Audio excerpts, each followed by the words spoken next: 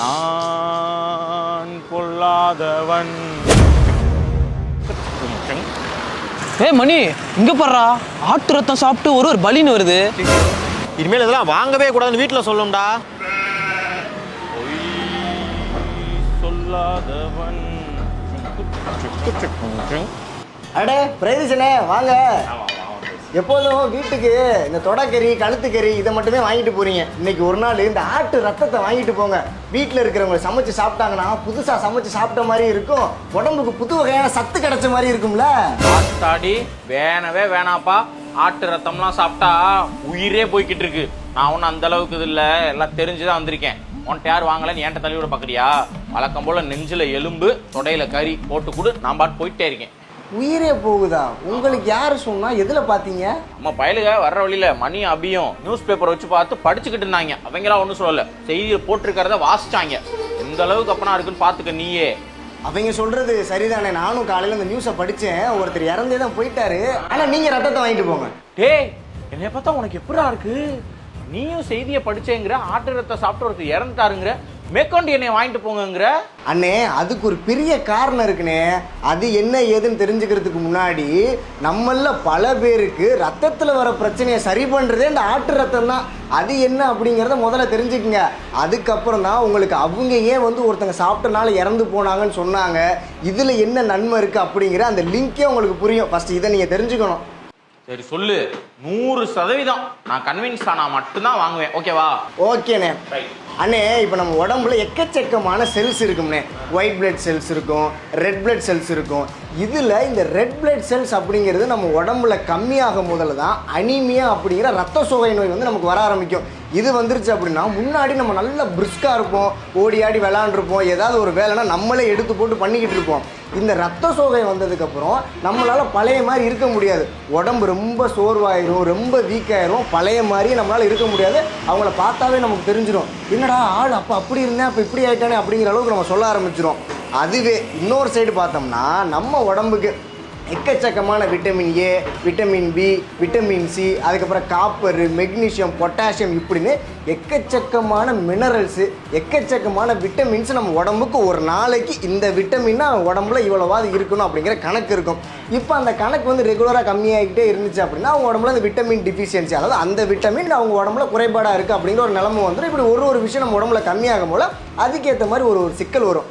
அப்படி இருக்கும் போதில் இரும்பு சத்து எல்லா மருத்துவர்களுமே சொல்லுவாங்க உங்கள் உடம்புக்கு இரும்பு சத்துங்கிறது ரொம்ப ரொம்ப முக்கியம்னு. இப்போ இந்த இரும்பு சத்து நம்ம உடம்புல ரொம்ப கம்மியாக ஆரம்பிச்சிருச்சு அப்படின்னா அயன் டிஃபிஷியன்சி அப்படின்ற ஒரு பிரச்சனையை கொண்டு விட்டுரும். இந்த அயன் டிஃபிஷியன்சி வந்த உடனே அது கூடவே சேர்த்து நிறையா பேருக்கு அயன் டிஃபிஷியன்சி அனிமியா, அதாவது இவன் உடம்புல இரும்பு சத்து கம்மியாக இருக்குது. இரும்பு சத்து கம்மியாக இருக்கனால உடம்புல இருக்கிற ரெட் பிளட் செல்ஸ் கம்மியாயிருச்சு. இந்த ரெட் பிளட் செல்ஸ் கம்மியானனால இவனுக்கு ரத்த சோகை நோய் வந்துருச்சு அப்படின்னு ஒரு கணக்கு. சதீஷ், நீ சொல்றது சரி, ஆனா எங்கேயோ இடிக்குது. நான் ஆட்டு ரத்தத்துல என்ன பிரச்சனைன்னு கேட்டா நீ நம்ம ரத்தத்துல ஏதோ பிரச்சனைன்னு சொல்லிக்கிட்டு இருக்க. எனக்கு இதெல்லாம் வேணாப்பா. காலங்காத்தால எதையோ ஒன்று பேசிக்கிட்டு இருக்கப்பா. நீ கொஞ்சம் நெஞ்சு எலும்பையும் கொஞ்சம் தொட கறியையும் போடுப்பா, நான் சாப்பிட்டு படுக்கிறேன். அண்ணே இத்தனை வருஷமா தம்பியோட கடைக்கு வரீங்க, ஏதாவது உங்களுக்கு உடம்புக்கு கேட்டுதுன்னா தம்பி கொடுப்பேனா? கொடுத்தது விஷயம் இருக்குண்ணே. எல்லாத்தையுமே மேல இருந்து கீழே வரைக்கும் தெரிஞ்சுக்கிட்டாதான் நமக்கே ஒரு தெளிவு கிடைக்கும். இப்ப அந்த இரும்பு சத்து குறைபாடு இருக்குன்னு சொல்றேன்ல, இந்த இரும்பு சத்து குறைபாடுனால வர ரத்த சோகைக்கு நம்ம உடம்புல ஒரு 10 வகையான பிரச்சனையை கொண்டு வருமா, 10 வகையான சிம்டம்ஸ் நம்ம காட்டுமா. அதுல ரொம்ப சோர்வா இருப்பாங்களாம். நல்ல ஒரு பிரிஸ்கா ஒரு மாதிரி இருக்கிறவங்க ரொம்ப சோர்வாக ஆரம்பிச்சிருவாங்களாம். நம்ம முன்னாடி அவங்க பார்க்கும்போது நல்ல ஸ்ட்ரென்த்தா இருப்பாங்க ஆளு. இந்த அனிமியா ரத்த சோகை வந்ததுக்கு அப்புறம் ஆளே ரொம்ப ஸ்ட்ரென்த் இல்லாமல் வீக்காக ஆரம்பிச்சிருவாங்களாம். அடிக்கடி சின்னதாக நெஞ்சில் செஸ்ட் பெயின் அப்படிங்கிறது வர ஆரம்பிக்குமா. மூச்சு இருந்ததை விட கொஞ்சம் நமக்கு நார்மலாக ப்ரீத் பண்ண முடியாதான். ப்ரீத்திங்கில் ப்ராப்ளம் வருமா. நம்மளோட அந்த தோலோட கலர் இருக்குல்ல, இந்த தோல் கலர் நார்மலாக இருக்கிறத விட இந்த ரத்த சோகை வந்ததுக்கப்புறம் தோலோட கலர் கம்மியாக ஆரம்பிச்சிருமா. அது கூடவே சேர்த்து தலை சுத்து வருமா. இப்போ நம்மளோட நகம்லாம் இருக்குல்ல, கை நகம், காலில் இருக்க நகம், இது எல்லாமே இருந்ததை விட கொஞ்சம் உடையிற மாதிரி ரொம்ப வீக்காக ஆரம்பிச்சிருமா. கை கால் இதெல்லாம் ரொம்ப ஜில்லுன்னு ஆக ஆரம்பிச்சிடும். இப்படி எக்கச்சக்கமான பிரச்சனைகளை இந்த ரத்த சோகை வந்ததுக்கப்புறம் கொண்டு விட்டுருமானே. இது எல்லாத்துக்கும் இந்த சிம்டம்ஸில் ஏதாவது நமக்கு இருந்துச்சுன்னா உடனே ஒரு மருத்துவரை போய் பார்த்துடணும். அவர் என்ன சொல்கிறாரு ஏது சொல்கிறாரு அப்படின்னா அதுக்கேற்ற மாதிரி ட்ரீட்மெண்ட்டை எடுத்துக்கணும். சரி இந்த சிம்டம்ஸ்லாம் இருக்கும் போல ஒரு வேளை மேபி நமக்கு ரத்த சோகை இருக்குமோ நம்ம கெஸ் பண்ணிக்கலாம். ஆனால் வர வரைக்கும் நம்ம விடக்கூடாதுல்ல, அதுக்கு முன்னாடி ஏதாவது ஒன்று பண்ணணும்ல. ஆமா ஆமா, அதெல்லாம் கரெக்டா இருக்கணும். நம்ம பள்ளிக்கூடத்துல சொல்லியிருக்காங்கல்ல, prevention is better than cure. வரும் முன் காப்பதே சிறந்தது. இந்த மாதிரிலாம் எது ஏதோ சொல்லி தான் அந்நிய ஸ்கூல் படிக்கும் போல உஷார் பண்ணிட்டீங்க. அதெல்லாம் வேற லெவலில் சதீஷ் சார். அண்ணெல்லாம் நீ வேற பழைய ஸ்கூல் காலங்களை ஞாபகப்படுத்துற. நீங்களாம் இப்ப தீமா தீமா கேட்டு காதலிக்கிற கேங்கு. அண்ணெல்லாம் அப்படி கிடையாது. பழைய காலம் தைல மரக்காட்டுக்கு நடுவுல அப்படி டக்கின் பண்ணிட்டு பேண்ட் பாக்கெட்ல கைய விட்டு